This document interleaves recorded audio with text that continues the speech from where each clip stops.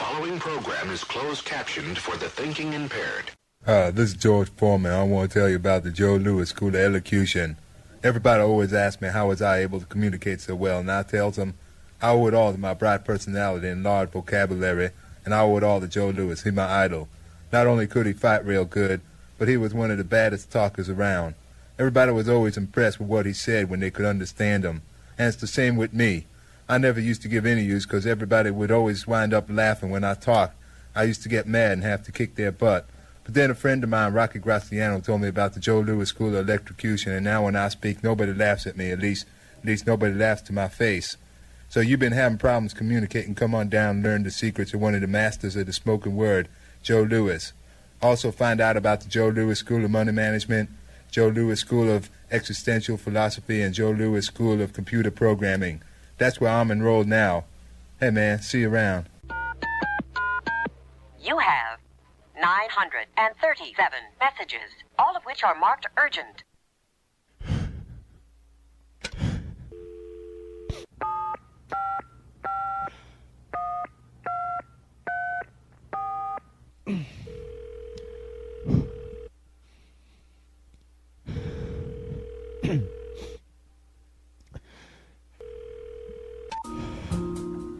Hello and welcome to Suicide Hotline.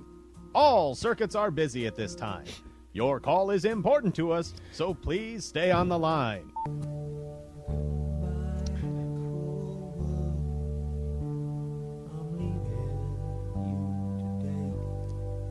In order to serve you better, we've installed this automated menu feature. This will ensure faster processing of your call. If you are feeling desperate and lonely, press 1.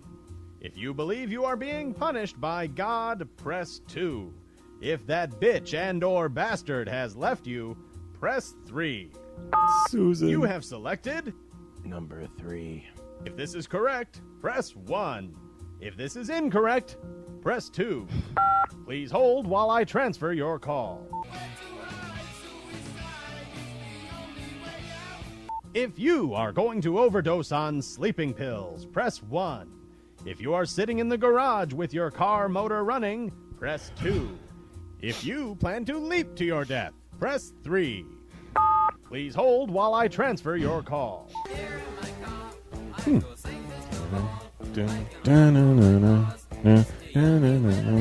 If you are in a foreign automobile, press 1. I pressed If 3. you are in a domestic 3. automobile, press 2. I don't even If have you a would car. like to return to the previous menu, press 3. If you are going to overdose on sleeping pills, press 1. If you are sitting in the garage with your car motor running, press 2. Come on. If you plan to leap to your death, please hold while I transfer your call.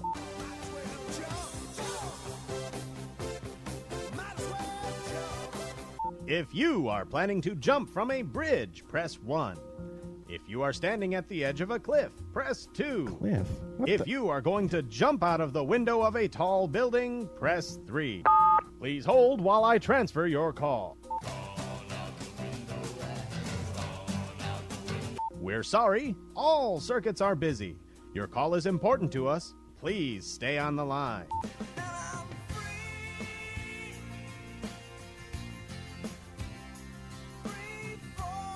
We apologize for the delay.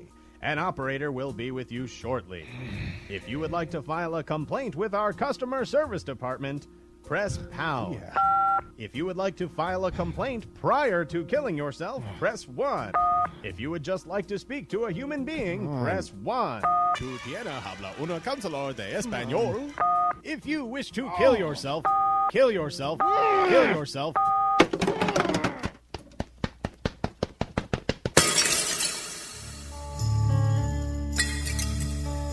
This is the end, beautiful friend.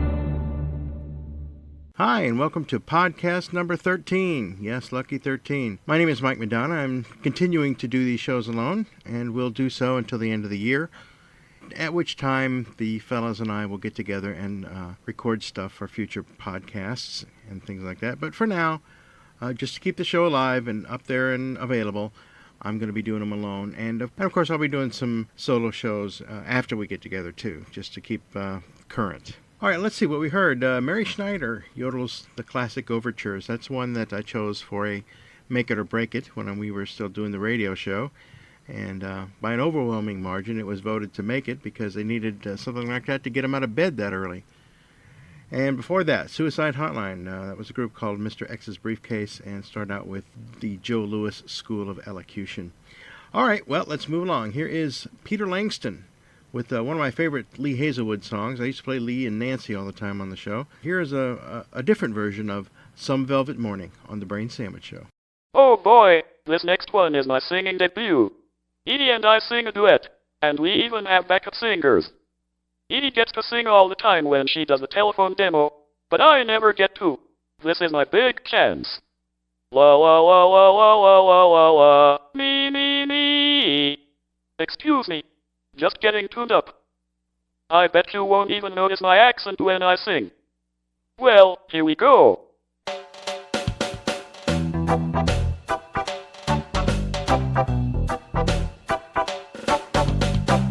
Some velvet morning when I'm straight, I'm gonna open up your gate and maybe tell you about Phaedra and how she gave me life and how she made it end. Some velvet morning when I'm straight, flowers growing on the hill, dragonflies and daffodils learn from us very much. Look at us, but do not touch. Phaedra is my name. Some velvet morning when I'm straight, I'm gonna open up your gate and maybe tell you about Phaedra and how she gave me life and how she made it end. Some velvet morning when I'm straight, flowers are the things we know. Secrets are the things we grow. Learn from us very much. Look at us, but do not touch.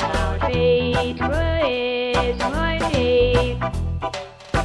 some velvet morning when I'm straight, Flowers growing on the hill, I'm gonna open up your gate dragonflies and daffodils and maybe tell you about Phaedra learn from us very much. and how she gave me life and Look at us, but do not touch. how she made it end. Phaedra is my name. Some velvet morning when I'm straight up.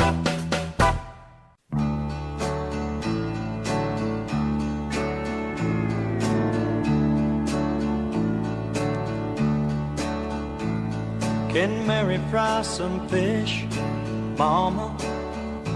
I'm as hungry as can be. Oh Lordy, how I wish, Mama, that you could keep the baby quiet, 'cause my head is killing me. I saw my ex again last night, Mama. She was at the dance at Miller's store. She was with that Jackie White. Mama, I killed them both, and they're buried under Jenkins' sycamore. You think I'm psycho, don't you, Mama? Mama, pour me a cup. You think I'm psycho, don't you, Mama? You'd better let 'em lock me up. Don't hand me Johnny's pup, Mama, 'cause I might squeeze him too tight. I'm having crazy dreams again, Mama, so let me tell you about last night. I woke up in Johnny's room, Mama, standing right there by his bed, with my hands around his throat, Mama, wishing both of us were dead. You think I'm psycho, don't you, Mama? I just killed Johnny's pup. You think I'm psycho, don't you, Mama? You'd better let 'em lock me up. You know that little girl next door, Mama, I believe her name was Betty Clark. Oh, don't tell me that she's dead, Mama, 'cause I just saw her in the park. We were sitting on a bench, Mama, thinking up a game to play. Seems I was holding a wrench, Mama, and then my mind just walked away. You think I'm psycho, don't you, Mama? I didn't mean to break your cup. You think I'm psycho, don't you, Mama? Oh, Mama, why don't you get up?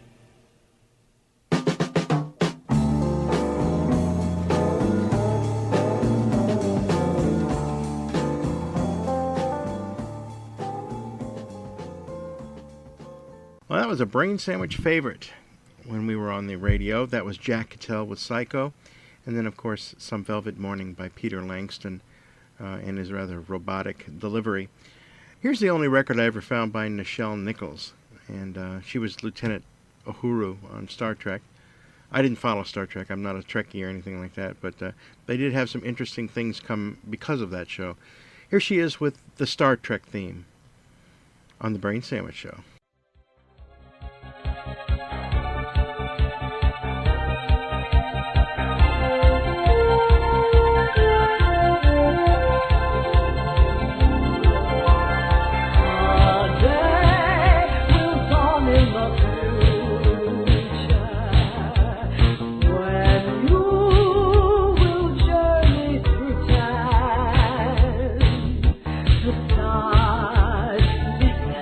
Give it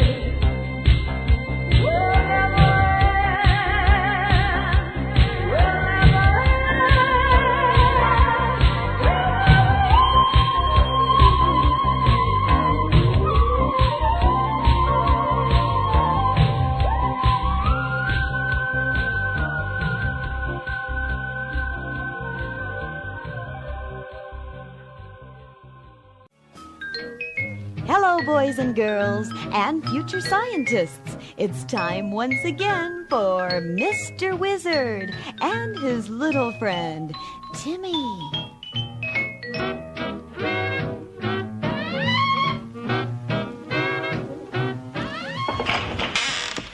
Hello, Mr. Wizard. Well, hello, Timmy. Today, Timmy, we're going to take an old spatula, an inner tube, and some macaroni noodles to make a nuclear reactor. Gee, Mr. Wizard, aren't nuclear reactors dangerous? No, Timmy, but old spatulas are. They can poke your little eyes out. So I'll have to ask you to wear these goggles. Mr. Wizard, Yes, Timmy? remember those diagrams you showed me last week? Well, I sure do, Timmy. Well, how do turtles do it?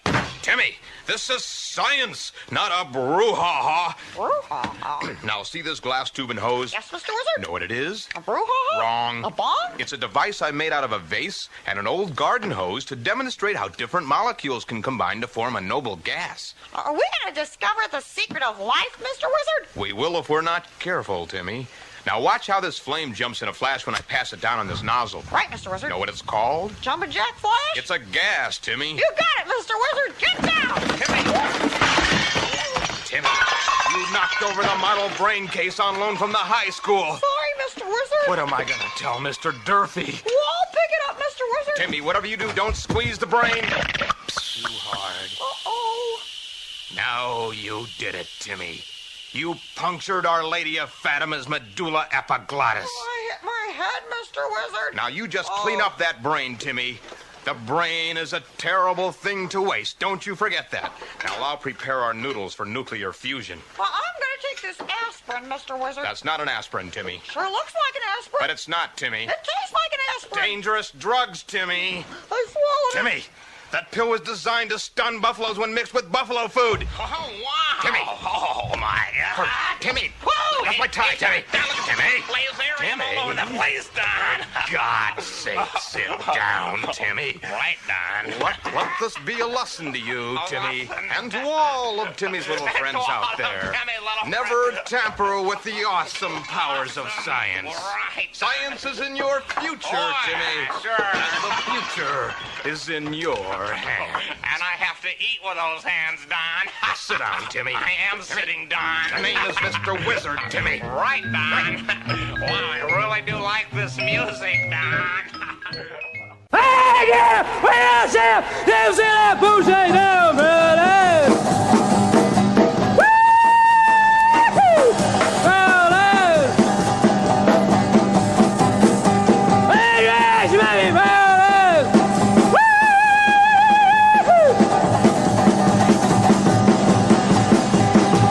Back out to the south! Bugs makes fun of his soul, brother!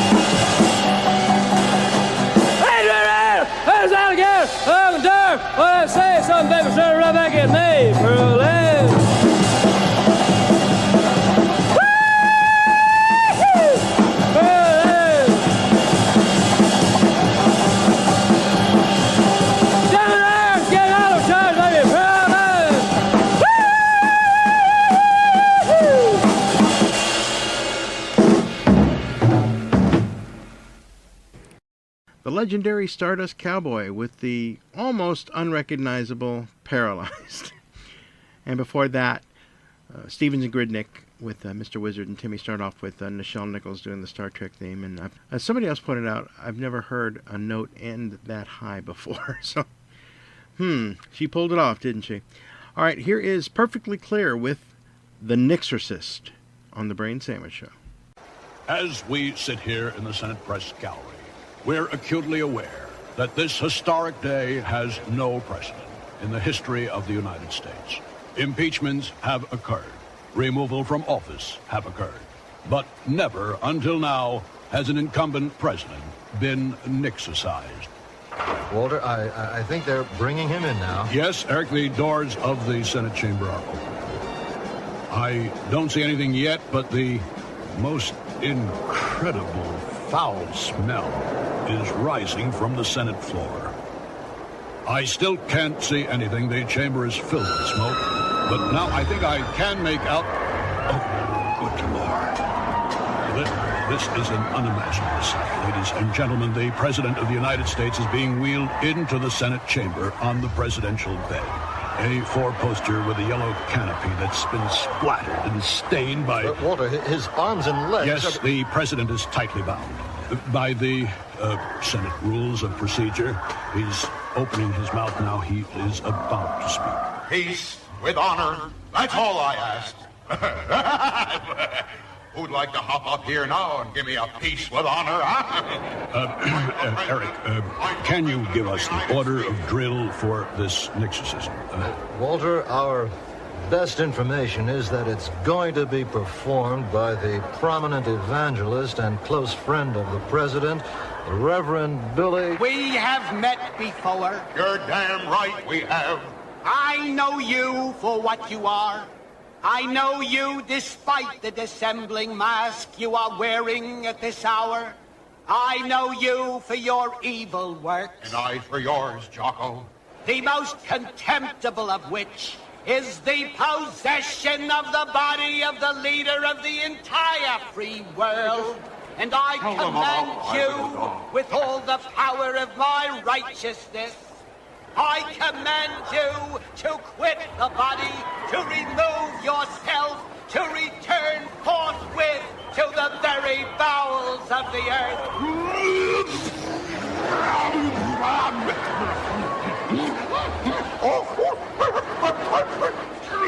It hasn't worked. The Reverend has been driven back from the presidential bed. He's covered from head to foot. Walter, it's hard to believe that anyone could do better than he did. Can you tell us, Eric, is anyone else scheduled to attempt an exorcism? Walter, the next attempt at an exorcism is going to be made by the Secretary of State. A Dybbuk is all you are. My people have dealt with Dybbuks for centuries, and when you deal with a Dybbuk, you don't issue an ultimatum because the situation is too dangerous and too promising. What I propose is a two-step procedure.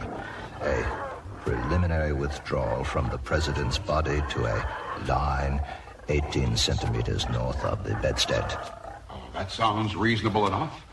Why don't we shake on it? I don't shake hands with Dybbuks. Peace is at hand, Henry. I can't shake hands with a Dybbuk. Peace is at hand. No, I can't. I've got to get out of here. The president opened his mouth and a stream of napalm 10 feet long shot out. The smell is of burning flesh. They're trying to put out the flames. The president's bed is rising off the floor, rising above the flames. And now I can't believe what I see. His head is describing a complete circle on his neck. But how long can the president's body hold out? Walter, it's anyone's guess. The bed has returned to the floor.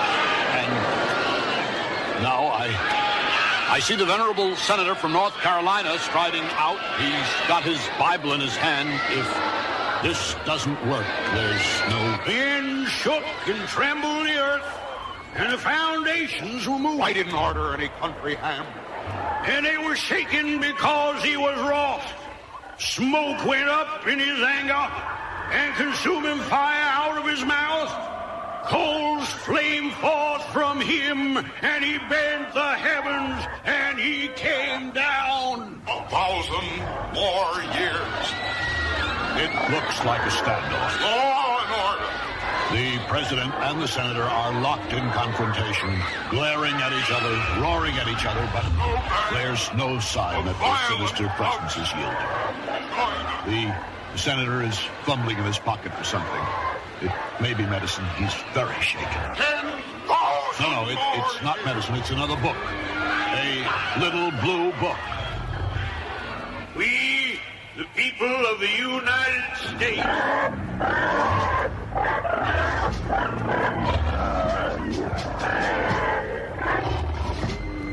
In order to form a more perfect union, establish justice, ensure domestic tranquility, provide for the common defense, promote the general welfare, and secure the blessings of liberty to ourselves and our posterity, to ordain and establish this Constitution for the United States of America.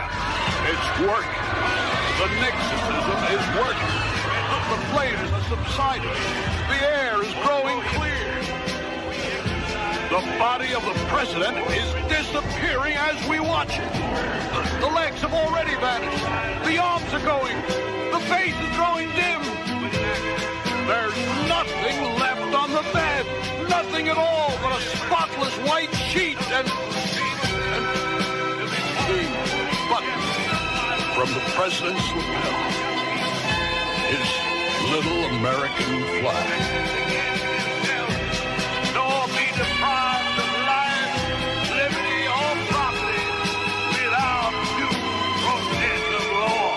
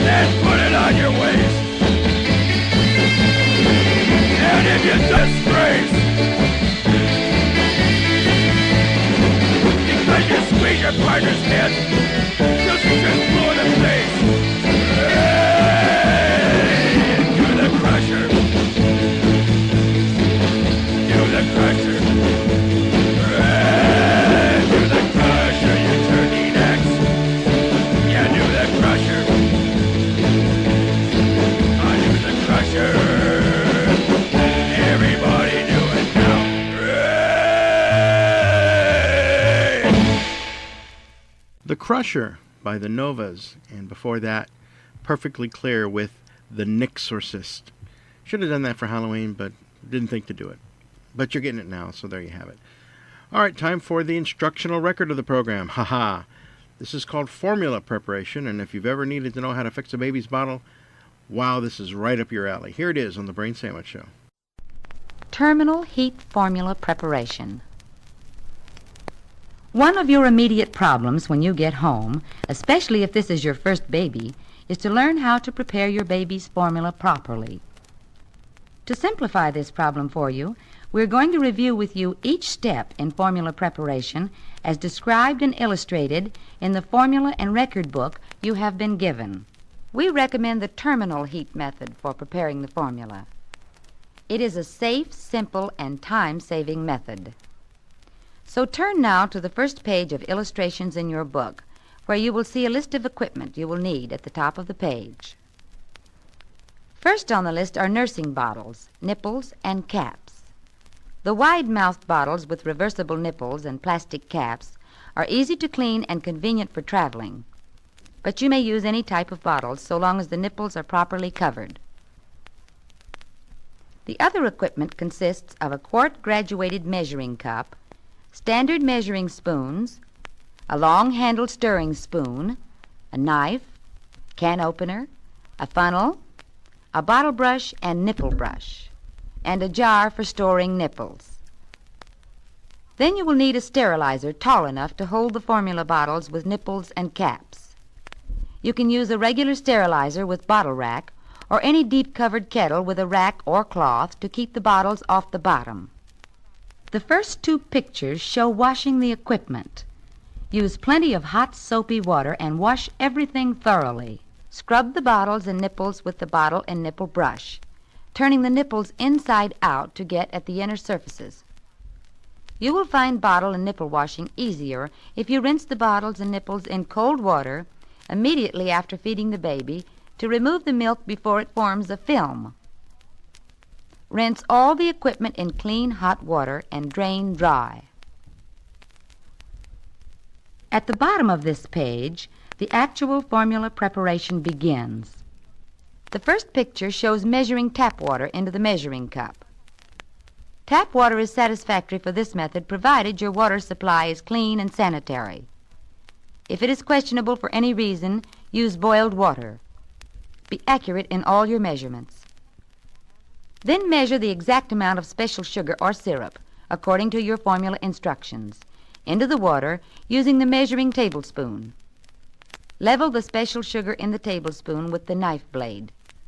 Stir well until dissolved. Scrub the top of the carnation milk can with soap and rinse off the soap with hot water, as shown on the opposite page. Then open the carnation can and pour the exact amount of evaporated milk into the measuring cup, stirring well to mix the formula ingredients. Next, pour the required amount of formula into the bottles and put on the nipples and plastic caps with the nipples pointed down. Be sure to screw the caps on loosely to allow for expansion during sterilization. Fill one bottle with water for the baby's drinking water. The next photograph shows various types of bottles with nipples and covers. On the next page, several types of sterilizers are shown.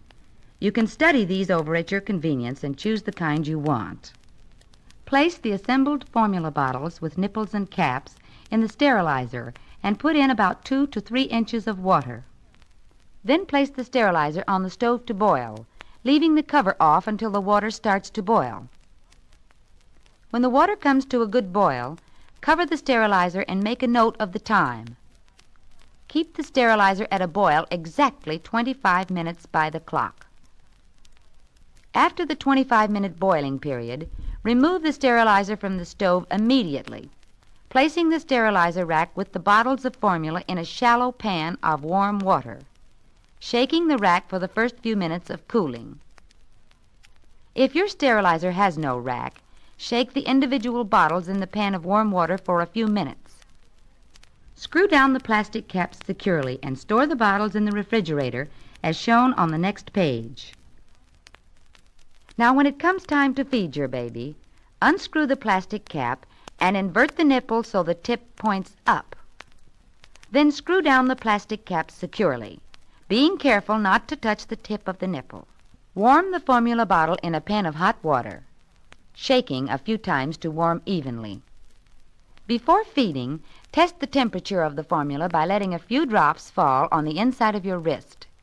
The formula should feel comfortably warm, neither hot nor cold.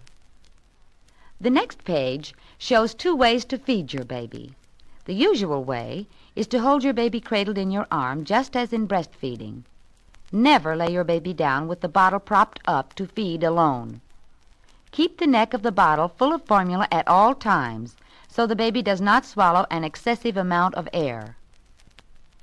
Midway through the feeding, when the baby stops to rest, and again at the end of the feeding, hold him over your shoulder with a clean towel to protect your dress and pat him gently on the middle of the back to bring up the bubble of swallowed air. Another way to feed your baby, particularly helpful with babies who tend to regurgitate easily, is to sit the baby in a more upright position on your lap, supporting the baby's head with your hand. When using this position, you can bubble the baby with little disturbance by leaning him forward on your arm, supporting his head and chest with your hand, while you pat him gently on the back with your other hand. The lower part of this page shows the essential steps in bathing the baby. Always test the temperature of the water with your elbow before giving the bath. Clean the baby's eyes, nose, and ears with cotton balls, moistened with water or a washcloth. Then wash the baby's face with a washcloth and water and pat dry. Don't use soap on the baby's face. Next, wash the baby's head with soap and water, rinsing with clean water and dry with a soft towel. Then soap the baby front and back with a small amount of soap. Until the navel has healed, rinse off the soap out. After the navel has healed, rinse the baby in the tub. Pat, making sure to dry all the creases, making sure to dry to your doctor's instructions, but don't use both lotion and powder at the same time. Dress the baby and put him back in the bassinet.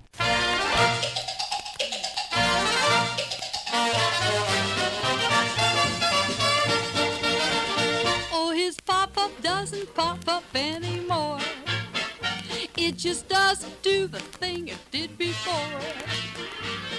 Johnny used to be so proud and all the girls would stare to see the way he'd make it pop up in the air.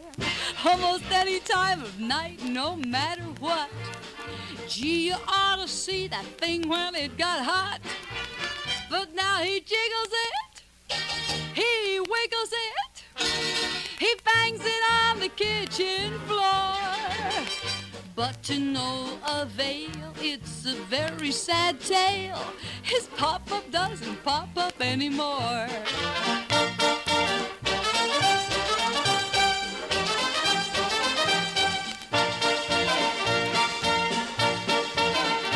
Oh, his pop-up doesn't pop up anymore.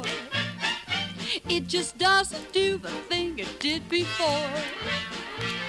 I never will forget the night he brought it home for me, tied with a blue ribbon and cute as it could be. Had it popped right up with just the slightest touch. But now I fear we've used it much too much. We just can't make it, and I can't take it. It isn't good for one piece more. It's in the same old groove, but it just won't move. His pop-up doesn't pop up anymore.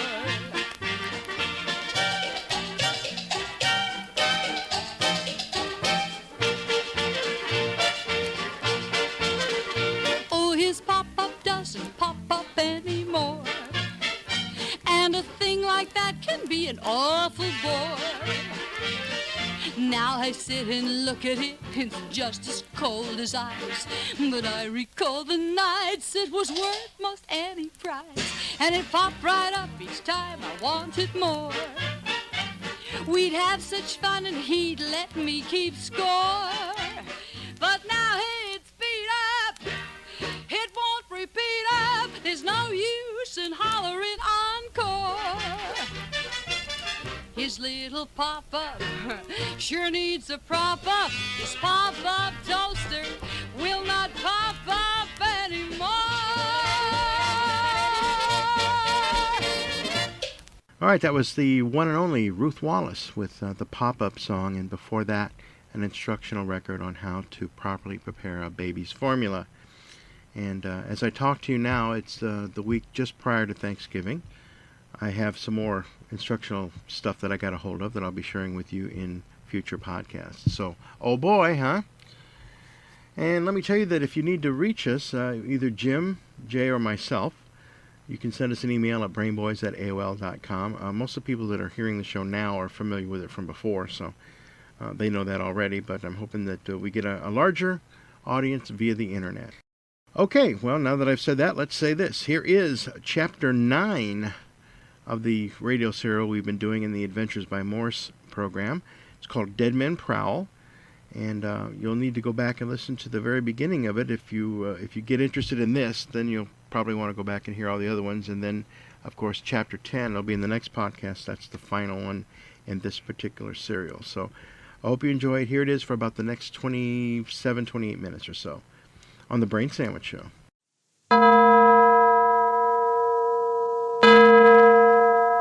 Adventures by Morse.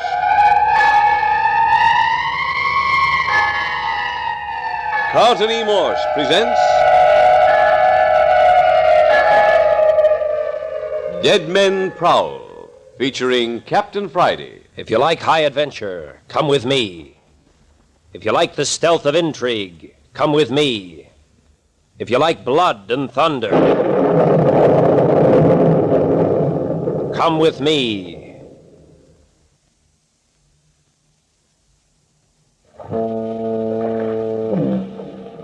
In the tiny coast village of Holman, death stalked everywhere, with grinning lipless gums and outstretched claws. Dr. Jamie Croft had prevailed upon Captain Friday to permit him to spend a weekend at the captain's summer cottage in Holman. They had no more than arrived on the scene when the heavy hand of death struck 3 times. 3 deaths in the little seaside resort where death had been unknown for 20 years. Doc Sims had been found on the beach dead, apparently of natural causes. His rival for control of the village, Andrew Walters, was found hanged in his home. The village half-wit, young Rich Hartley, was found with a bullet through his heart. Even in death, these 3 have apparently become the most active citizens in Holman. They have been handcuffed, tied, and locked in the village morgue, but to no avail. Captain Friday has been appointed village constable by the people of Holman. Yes, I've been made constable, all right, but the 3 dead men still prowl the streets of the town. There's some angles to the case that just don't seem to add up. Carmel and Andres Ruiz, cousins, came here to visit their uncle, Andrew Walters. A few hours after they talked with him, he was found hanged.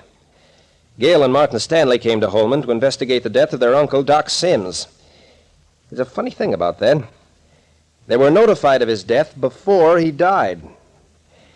About the only thing I've uncovered so far is that Andy Walters was masquerading under an assumed name.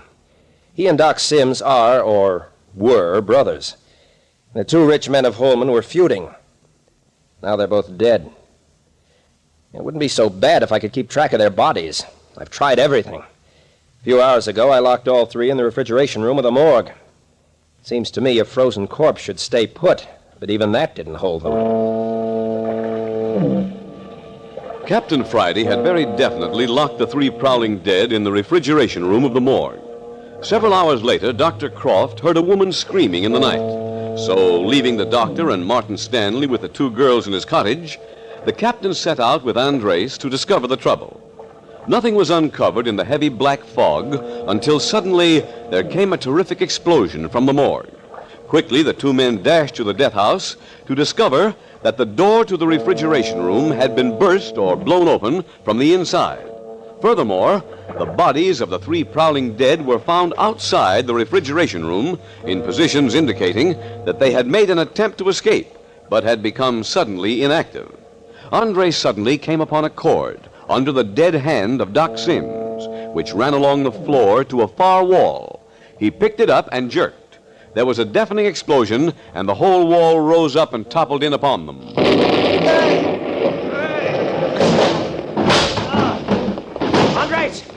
Andres, where are you? Are you hurt? Oh, Captain Friday. What's the matter, fella? We are not dead then, senor? I'll say we're not. Came mighty near joining the prowling dead, though. Speaking of our dead, I guess they've done their last prowling. Buried underneath all that rock and cement. Look here, Andres, how you feeling? Well, now I have got that big stone off my leg, I am all right. Nothing broken, huh? Well, if there is, I do not feel it. But, senor, how will we get out of this place? We are in the cellar, and all the morgue has tumbled down on top of us. Yeah, I know. Just the same, there's a lot of fresh air coming in down here. We'll just have to scramble around and see if we can't find a hole to crawl out of. But are we not liable to bring more rock down on top of us? I guess we'll have to take that chance. Oh, I do not like this business. We'll go slow and feel our way. If we're careful, perhaps we won't dislodge anything. Well, I will follow close behind you, senor. Here's what I've been looking for. Right over my head. A hole big enough to get my body through. Come on, Andres. Give me a boost. Well, is the edges solid? Yeah, part of the foundation. Ready? All right. Let me put my foot in your hand. All right. Now then, I am ready. Okay. Up we go. That's good. That's good. I'm all set. Now then, I'll reach down and give you a hand. Oh, please, I will pull you back down in this hole with me. No, you won't. I can brace myself. Well, very well, if you think so. Now then, here's my hand. Well, I cannot find it in the dark. Swing your arms around. Oh, there, I find it. Okay, now. Now then, up you come. Ooh. Grab something, Andres. I'm slipping. I have it. There. Ready to go on? See. Oh, this is most terrible. All the time I think we start new landslide down on us. All right, come on now. But be careful. Oh, I feel the fog. We must be very near out, eh? Yeah. There's a broken wall alongside of us. Is there a roof over us? I can't reach the top of the wall to tell. Here, give me another boost up the side of the wall. Very well. Let me step in your hand. No. Now put your back against the wall. Like this? Uh-huh. Now then link your hands together. And don't boost me too fast, you'll throw me over backwards. Well, I will try. Okay, let's go. Up you go. Higher. No, higher. There, I got my fingers on the top. It is high as I can lift. Come on. Come on. I can help you a little. If I have the strength. Yeah, it's swell. I'm up. We'll get over this, and we'll be out of it, I think. Oh, but how am I going to get over? Well, that's easy. I'll let my legs down, you grab a hold and climb right up. Oh, but I will pull you down. No, you won't. Come on. Well, if you wish. Hurry up. Hurry up, I can't hold you all day. I climb as fast as I can. Grab hold of the top. Pull yourself up. You got it? See. Oh. Oh, senor, I never do this before. Okay. Now to get down the other side. Nah. Well, if it is bad as going up, I think I will stay right here. Come on. You hang yourself over the outside of the wall like I did. I'll slide down your legs to the ground. Then I'll help you down. Well, if we only had a rope. Well, we haven't, so come on. Ready? These sharp edges of wall cut me. Well, it'll only be for a minute. Here I go. All right. Oh, Captain, look out, I'm slipping. Hang on, Andres, hang on.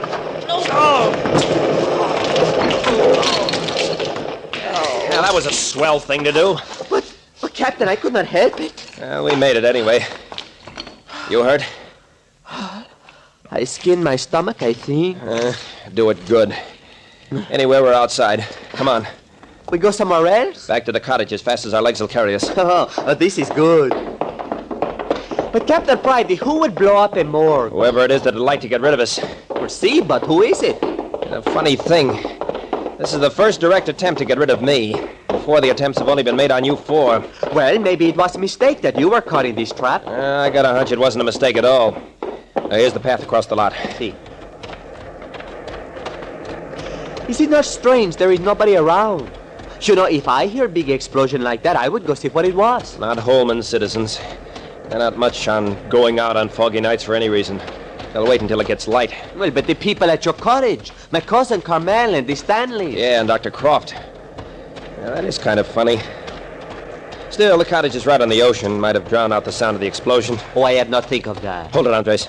Huh? What is it? Listen. Huh, it's funny. I thought I heard a motorboat. I hear nothing, senor. Neither do I now.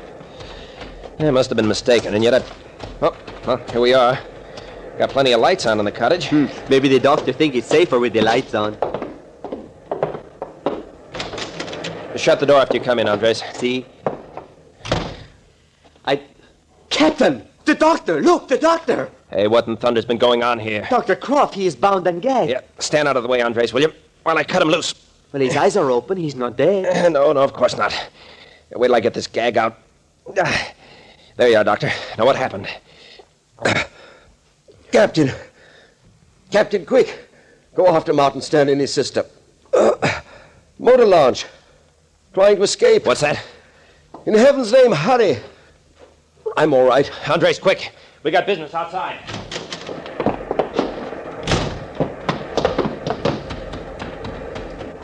Senor, what is it this time? Stanley's gotten hold of a launch somewhere. I knew I heard a motorboat. But where is he go? Don't ask so many questions. Run faster. But where, senor, where? Down to the wharf, of course.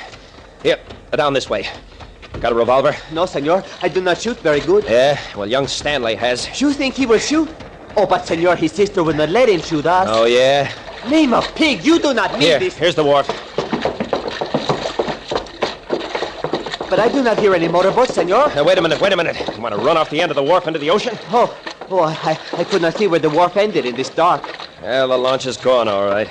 But why would they take the motorboat? Well, how do I know? Come on. We haven't got any time to waste. But if this is wharf, Watch where you're going. Don't fall in. All the time we run. Never do we get any place. Well, go on back to the cottage if you'd rather. No, senor. I stay by you. But my breath, it's not very good. Now, we got to make speed. See that old shed down the beach on the water's edge? See? That's the swellest little police motorboat launch you ever saw in there. Careful now. But you have said there is not launch here. Yeah, I don't tell everything I know. Here now, through this little doorway. Stoop down or you'll bump your head. See? I am all right. Now you stand still till I get her lights turned on. If I can help. Stand still or you'll break your neck. There. Oh, it is beautiful boat. Now, see that chain hanging by the outer wall? Si, senor. Go over there and haul away. It lifts the outer door. Very glad to do anything to help. I'll get the motor started. We'll be off in a jiffy. Oh, it is coming, senor. Yeah? What did you expect?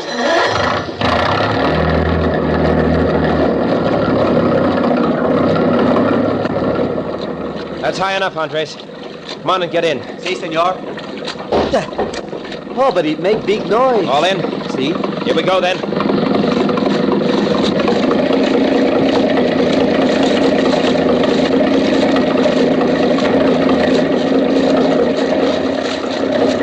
Oh, but this is big ocean. Where is it we will look for this other boat? That's easy. Neither Stanley nor his sister knows the Bay region. They're bound to head straight for San Francisco. They came over to Holman by boat and have a general idea of the direction of the city. Otherwise, they'll be lost, especially in this fog. But perhaps we will not be able to catch up with them. This little crap can run circles around anything Stanley will be able to lay his hands on. Oh, well, I do not know very much about boats. You just hang on and I'll do the work. But I do not understand any of this business. Why should these two wish to escape from Horman? I can think of plenty of reasons. Could you please tell me one, maybe? Yeah. Bad consciences.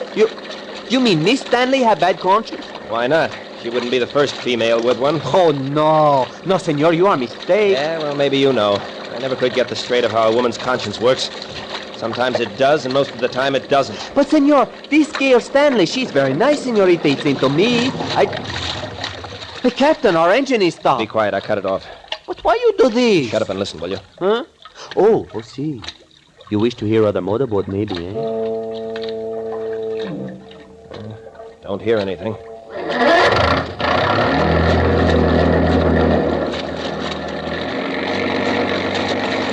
I heard whistle of big ship. No, you didn't. That was just a foghorn. Oh, I did not know. Senor! Senor Captain! Now what? Senor, what had become of Carmel? She was also in your cottage. Huh? What did they do with Carmel? If they tie up Dr. Croft, what did they do with my little cousin? Oh, probably left her asleep in her room. Oh, no, I do not think so. Well, we can't worry about everything at once. We'll catch this pair of runaways but and then... suppose they have harmed Carmel. Suppose they have done terrible things to her. Suppose... Cutting out, Andres. But, senor... Now, cut it out, I say. Just letting your imagination run away with you. Oh, if they have so much as lay hands on Carmel, I will kill this pig, Stanley. Andres, get a hold of yourself. I do not care if Stanley is my own cousin. I will kill him.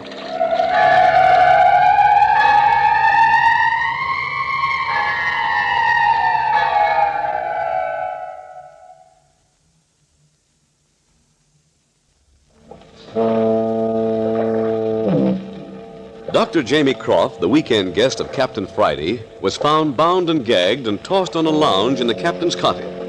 They ripped the gag from his mouth, and Dr. Croft gasped out the information that Gale and Martin Stanley were trying to escape from Holman by motor launch.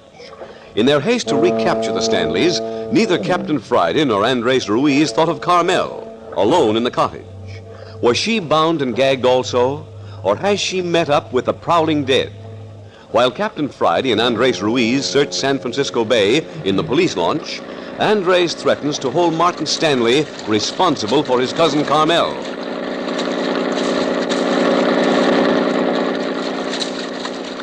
I tell you, Captain Friday, I will kill this Stanley if anything has happened to Carmel. Take it easy, Andres. Wait till we find Stanley. Oh, please, could you not make this boat go faster?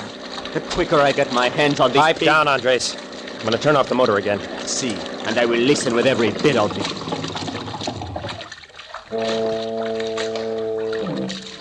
I do not hear anything. Be quiet.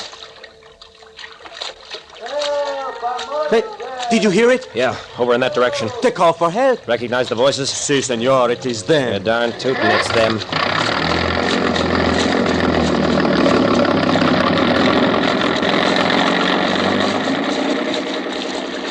Roll up front, Andres, and hang your ears out. Can't hear much back here at the wheel. Si, senor. I will do good job, too. I can't be more than 50 yards from us.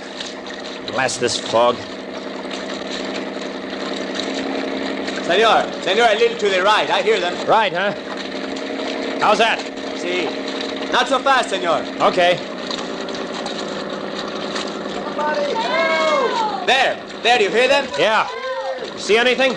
Not yet, senor. Oh, see, there they are. They are drifting in boat. Drifting where? Oh, I see them. I'm going to kill the motor and glide up alongside, Andres. Please save us.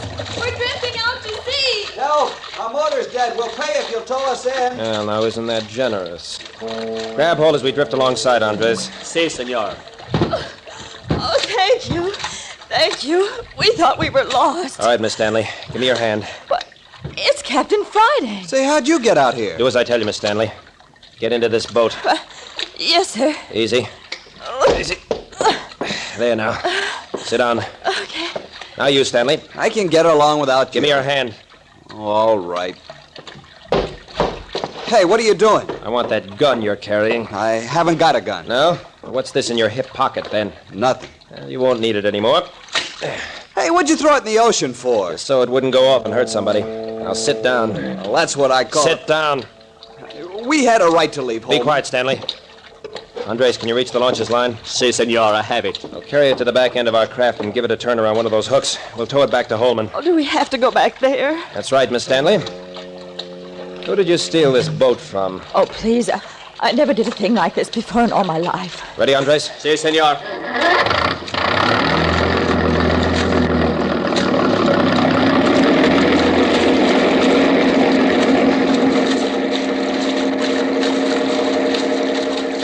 So you admit stealing the boat, huh? We don't admit anything. Oh, Martin, please. Let's not try to carry this thing out.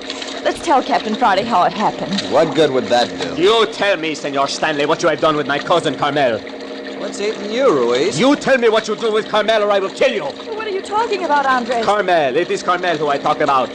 What have you done with her? Well, we left her asleep at the cottage. You did not touch my cousin? Well, of course not. Why? Is she gone? I do not know. But I say to myself, if any has harmed my cousin, I will kill him like a dog. You better find out what it's all about before you start getting homicidal. Well, you are a very bad fellow to my cousin, Senor Stanley. Oh, go take a jump in the ocean. Please, Andres, Martin's upset. You just don't understand it. This I do not wish to do, I can tell you plain. Come on, Miss Stanley, what's it all about? It's pretty plain that you did steal this boat. Yes. Yes, we stole it. Sissy, you crazy? Oh, Martin, I think it's right to tell the truth. I'm going to tell. Leave it to a girl. Well, we had no intention of running away, and until Dr. Croft told us there was a boat tied down at the dock. Yeah? How did he know? Well, after he'd gotten Carmel asleep, he went out to get some fresh air, and when he came back, he just remarked that there was a boat tied up at the dock, and... Yes, then what? Well, that gave us the idea of trying to get back to the city. Wasn't Gail's idea at all. It was all my doing. Oh, please, Martin. Well, it was my idea.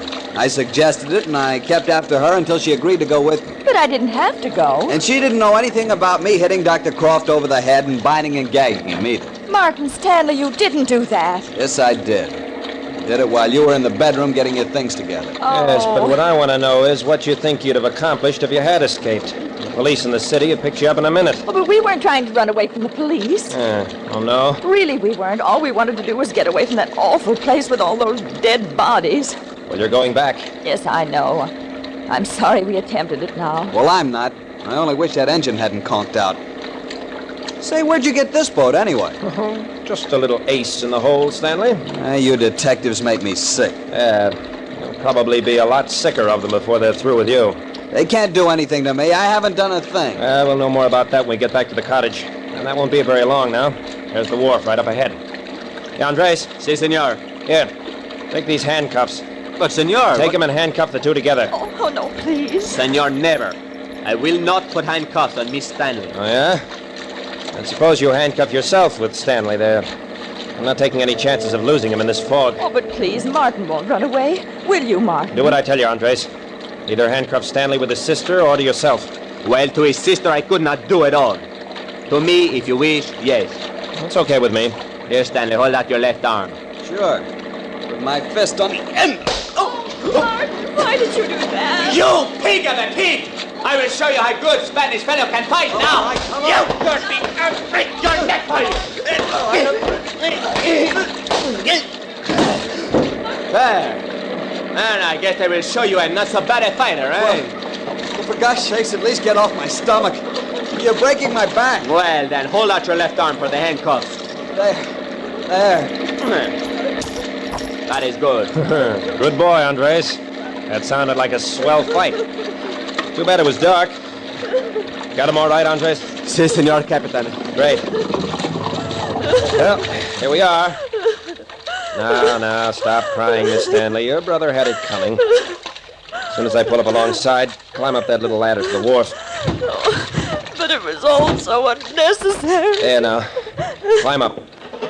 Here, you give me your hand, Miss Stanley. Now walk around after you get up. You're liable to fall in the ocean.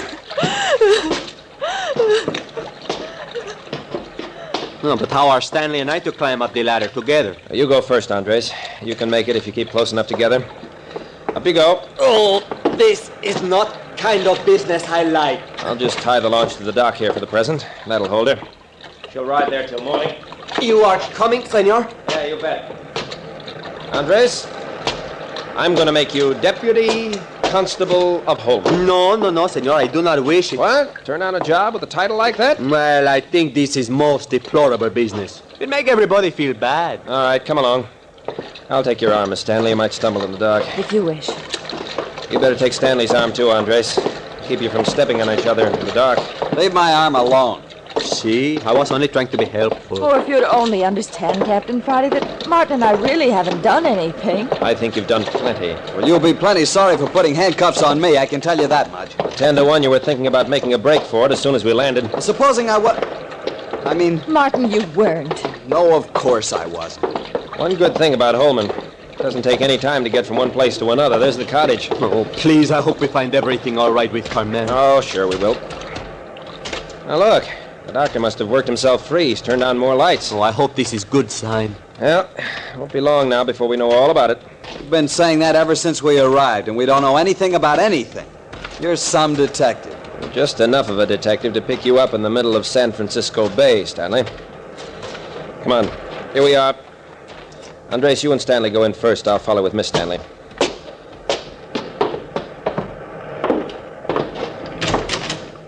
Hello. That you, Captain? Got him, eh? Yep, we got him. I say, Stanley, whatever possessed you to tie me up?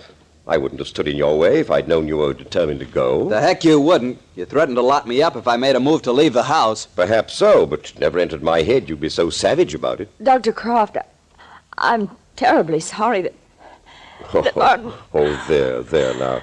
I know the stress you young people have been under. Captain, where's Carmel? What? Isn't she here? Carmel? Senor Doctor, is not Carmel with you? With me? Why? What? See here, Carmel's room is empty. Huh? I thought you had taken her with you. Carmel, she is gone. Oh, something had happened to Carmel. Shut up, Andres. See here, Doctor. She wasn't here when you got loose? Why, Captain, Quick, I want to see her room. You haven't touched anything, have you? I haven't laid my hands on a thing, Captain. Oh, Carmel. Here now. You folks stand back. Keep out of the room until I've made an examination. Clear back out into the hall. Stanley, if you have done anything with my cousin, you'd better tell me. Honestly, I haven't got your cousin, Andres. Gemini, I'm not that kind of a guy. Well, somebody has. Hi. Hi, Doctor. Come here. What is it? What have you found? Look at these tracks. Somebody tramped across the wet sand, climbed into the window, and came in here beside the sleeping girl's bed. Oh, no! Do you recognize those tracks, Doctor? For heaven's sake, Captain, no. Do you? Yes. Those are the same tracks made by Andrew Walters the night he buried Miss Stanley in the sand. Oh, no! No! My Carmel buried in the sand! Oh, no! No!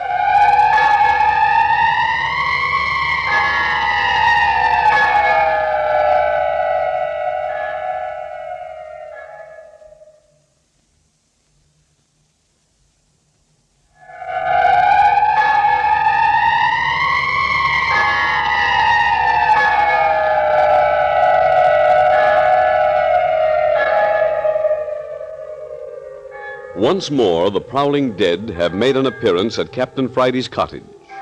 The last time these sinister figures appeared, Gail Stanley was buried alive in the sand. Is that the fate of Carmel? Listen next week at this same time for the 10th and final episode of Dead Men Prowl, titled The Prowling Dead Introduces Himself. The murderer is at last revealed by Captain Friday. You are listening to Adventures by Morse.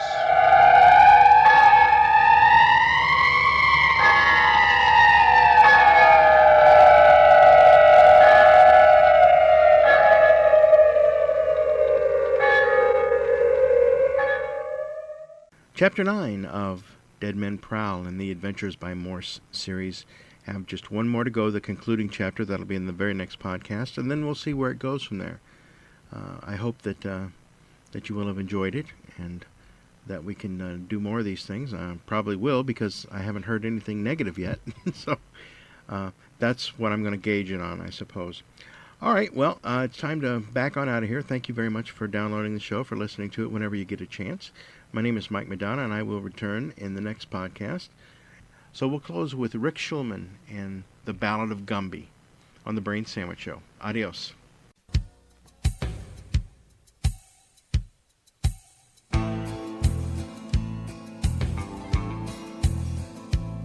He rode out of the west with a star on his chest, and he tried his best to make it stay.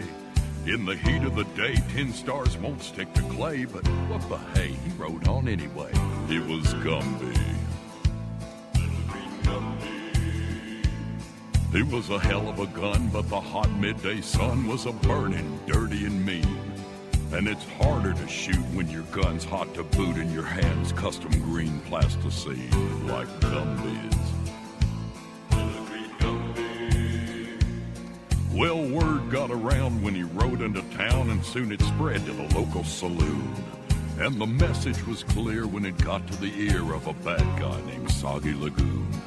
Now Lagoon was so tough he chewed cactus and stuff and used a rattlesnake bullwhip for floss. He wasn't intimidated by anyone animated, and he aimed to show Gumby who's boss. He aimed to show Gumby. I hear you got feet of clay, Gumby heard Lagoon bray. I hear you're putty, you're soft, and what's more, I'll flatten you, said Lagoon, and say Marshall Cartoon, that's the dumbest looking horse I ever saw. And the whole saloon started to roar. That little green Gumby. You can laugh and joke, Gumby smiled as he spoke, but don't you pick on my pony pal Pokey. Lagoon jumped to his feet, said, meet me out in the street. Gumby obliged with a curt okie dokie. Little Gumby. In that hot, dusty town, folks gathered around, for about to take place was a showdown. 60 paces away stood the marshal of clay, who Lagoon was a-fixin' to mow down. It was Gumby. Now Lagoon looked real mean and Gumby well green on the scene of that duel in the sun. But not to be beaten, Lagoon took to cheating, and before the word draw, drew his gun on little green Gumby. The town was struck silent by the action so violent as Gumby fell to the dusty old street. And the only sound for miles around, hey guys, could you keep it down? Was the love dub of a tiny clay heartbeat. It was Gumby's love dub. The folks turned toward Lagoon, and in a huddle they soon ran him clear out of town on a pole.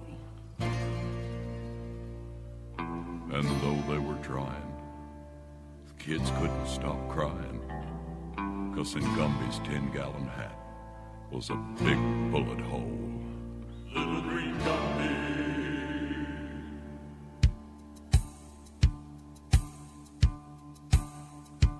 Little green Gumby.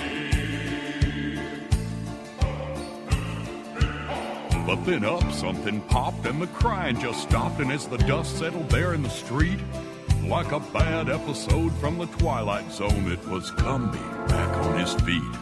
Gumby coughed a tiny cough, then he dusted himself off and said, "Folks, I'm really okay. Lagoon missed me today, his shot went this away, but my head slopes that away. Yeah,